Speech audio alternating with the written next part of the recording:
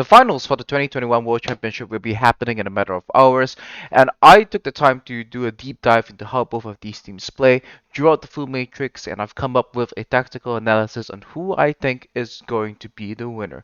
This is going to be a disclaimer.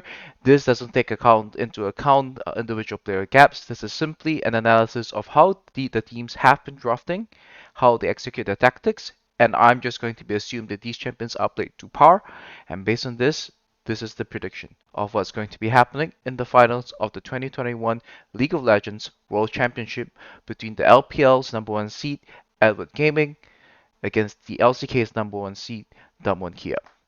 Now, if we were to take a look at the drafts of both of these two teams have to be shown to be chameleons of sorts. They have played all three styles so far. There's no one clear bias towards one particular style, which means that we are going to see a series where we can't really be expecting what's going to be happening until we have seen the drafts.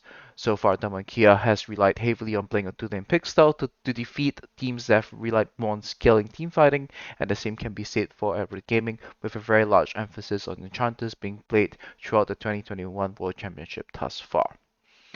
But if we want to examine how both of these teams are going to match up against each other, we're going to have to break down how each of these stylistic matchups will be interacting between these two teams.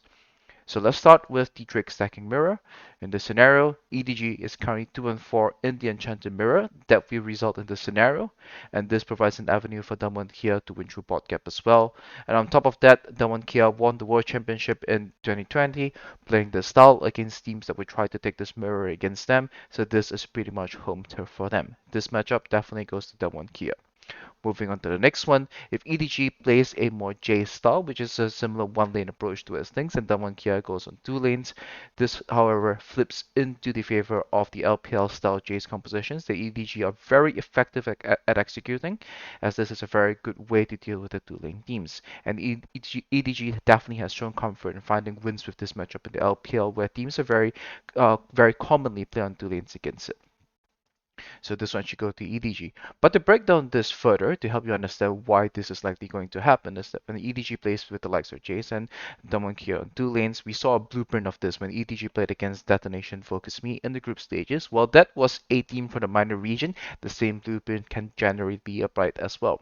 Where what they want to be doing is they want to be setting up for a very strong 5-man mid push once they hit the power spikes of the chase, which is either the two items, the Muramana, somewhere between level 9 to 11, where they will then push in one side lane, converge to the mid lane, and attack that as a 5-man unit, using the Jace poke to secure objectives and attack the opponents while they are still busy answering the side lane waves if possible. Now, this is a composition that isn't afraid to ARAM, and it will be very effective at doing so once they are able to hit this timing attack. And what's going to happen is that it forces the two-lane composition to converge on defending on the one lane.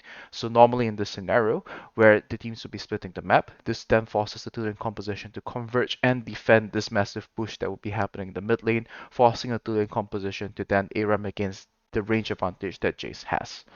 So the next matchup will be EDG playing the similar Jace or Drake second composition against EDG on the scaling team fight, and this is where we have to break it down a little bit more.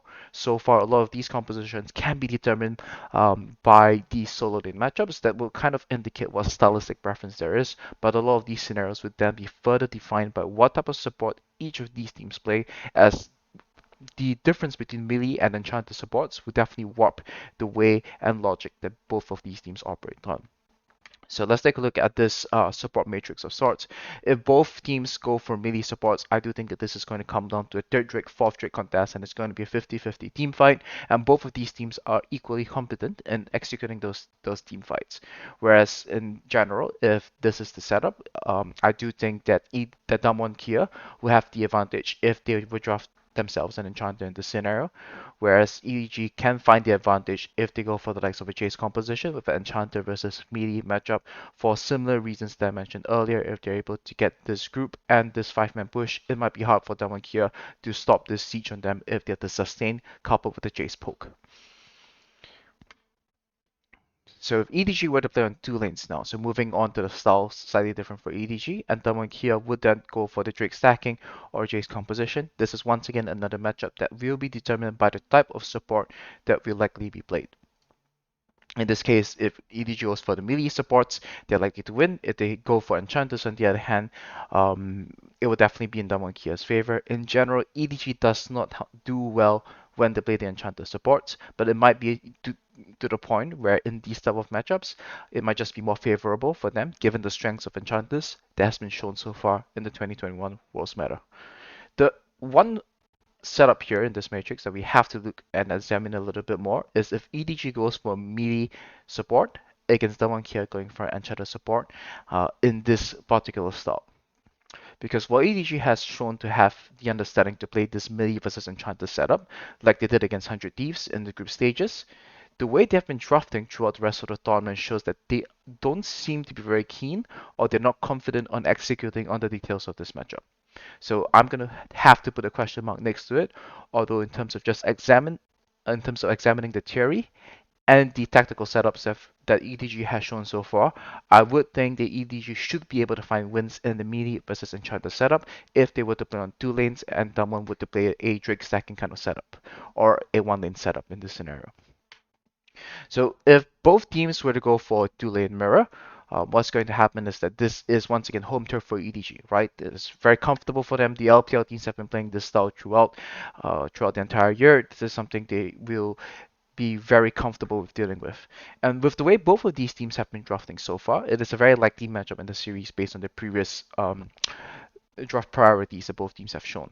And a very key aspect of this is that EDG has done a much better job of connecting their jungle and support in this matchup and the way that they approach their jungle when they contest these areas. So I will have to give this setup to EDG.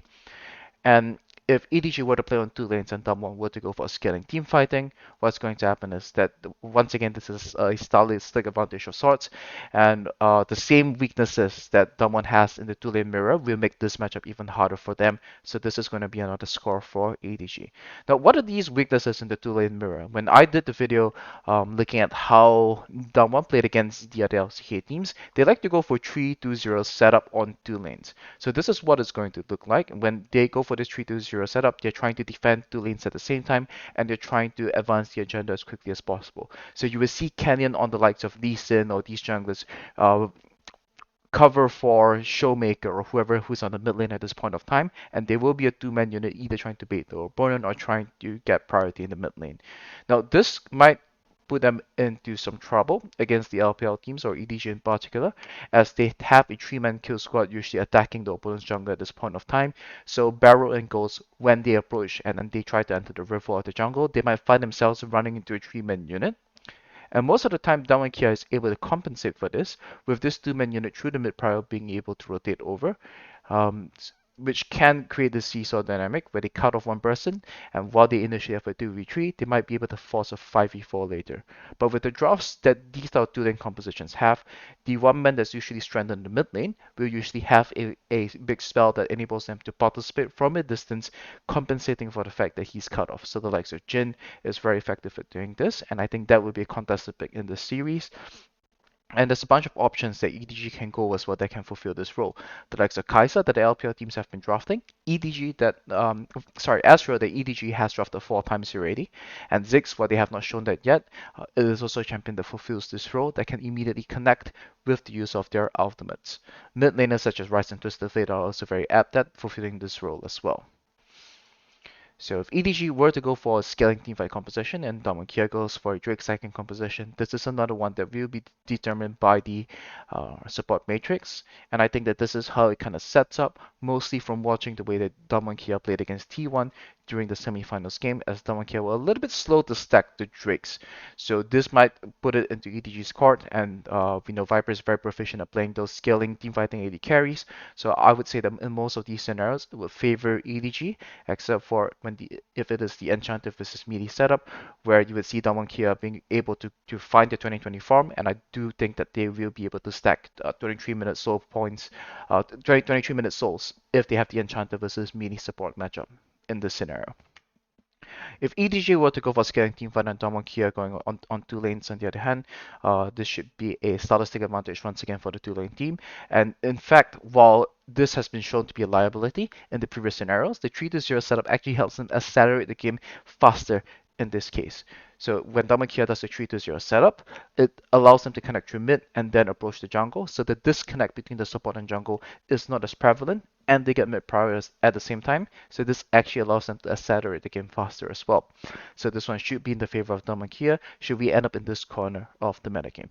So that's a lot of information to deal with over here. So I've made that easy for us, and let's put it all into a simple table, right?